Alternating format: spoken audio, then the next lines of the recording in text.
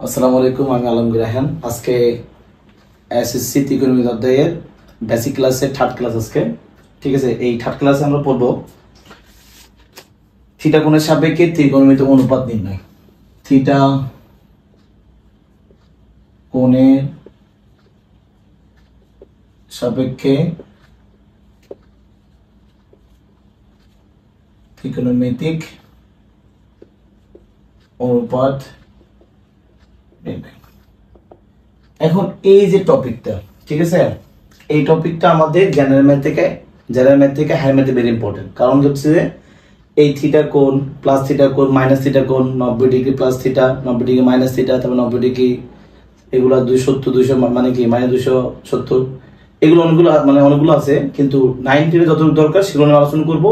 আর এই টপিকটা কিন্তু জেনারেল ম্যাথের অংশে প্রথম দুটো পড়লে হবে, আর পরে দুটো না বলার সমস্যা নেই, কিন্তু আমি যতটুকু দরকার সেটা পরে দিব। ঠিক আছে, এটা পড়ে নিতে হবে। এটা কি প্লাস থিটা, এটা আবার কি জিনিস? ঠিক আছে, এখন এটার আগে কিন্তু আমার 8 জিনিস পড়াইছিলাম, সেটা কি মনে আছে? এটা ছিল 6টা, এটা প্রথম চতুর্ভাগ, এটা দ্বিতীয় চতুর্ভাগ, এটা তৃতীয় চতুর্ভাগ, এটা কি চতুর্থ চতুর্ভাগ। কেমন? এখানে সবাই প্লাস, সবাই কি প্লাস, এখানে সাইন আর কোসেকটা হচ্ছে কি ছিল প্লাস ছিল, বাকিগুলা কি ছিল মাইনাস। এখানে ট্যান আর কট ছিল কি প্লাস, বাকিগুলো মাইনাস। আর এখানে ছিল কস আর সেক ছিল কি প্লাস, বাকিগুলো মাইনাস।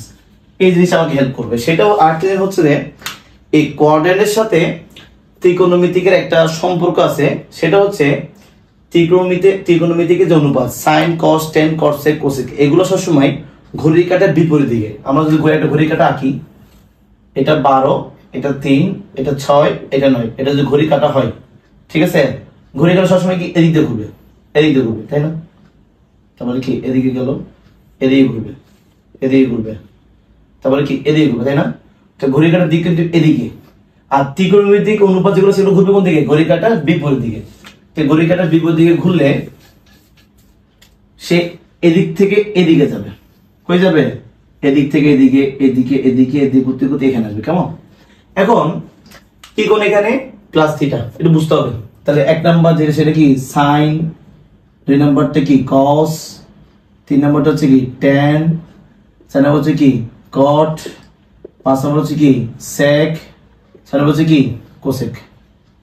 ঠিক আছে, এখন এখানে থিটা কোণ কি plus theta plus theta plus theta plus theta plus theta plus theta. এখন প্লাস থিটা অনেক কথা বলতে হবে, বুঝাই একটু। কেমন? এটা সহজ, এটা সবাই পারে। ঠিক আছে, কেমনে একটু বুঝাই দিই। সাইন প্লাস থিটা মানে কেমনে বুঝাই দিই, দেখো। এখন ত্রিকোণ অনুপাত ঘুরবে কোন দিকে? ঘড়ির কাঁটার বিপরীত দিকে। কোন দিকে? এদিক থেকে ঘুরতে ঘুরতে এখানে আসবে, মানে এখান থেকে এখানে, এখান থেকে এখানে, এখান থেকে এখানে, এখান থেকে কোথায় এখানে। কেমন? তাই প্লাস থিটা মানে 90 ডিগ্রি থেকে কম, কিন্তু প্লাস থিটা মানে 0 ডিগ্রির চেয়ে বড়, 90 ডিগ্রির চেয়ে ছোট। তাই 0, এটা দেখো এখান থেকে এই কোণের এই পুরোটা কোণ না, এই পুরোটা কোণ, কিন্তু এখান থেকে কোণ পরিমাণ কত 90 ডিগ্রি। আর থিটা কোণ হচ্ছে 90 ডিগ্রির চেয়ে ছোট। তার মানে এই থিটাটা এইখান থেকে এই 90 ডিগ্রির কোথায় একটা আছে আর কি। যদি মনে করি এখানে আছে, তাও কোথায়? প্রথম চতুর্ভাগে। এখানে আছে কোথায়? প্রথম চতুর্ভাগে। এখানে আছে কোথায়? প্রথম চতুর্ভাগে। ঠিক আছে, আমি ধরে নিচ্ছি এই থিটা কোণটা এখান থেকে এই পর্যন্ত আসছে। ঠিক আছে, তাহলে সাইন থিটা কোথায় আছে? এখান থেকে এখানে আছে। আর এখানে কি?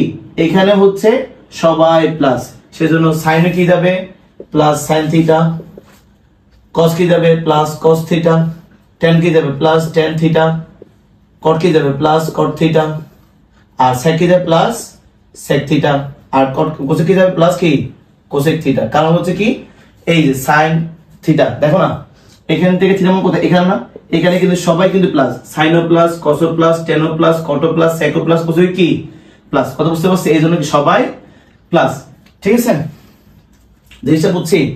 এক কথায় sine of plus theta, cos of plus theta, tan of plus theta, cot of plus theta, sec of plus theta, cosec of কি plus theta, sine cos tan cot sec cosec, এগুলো দিলেই হয়ে যাবে।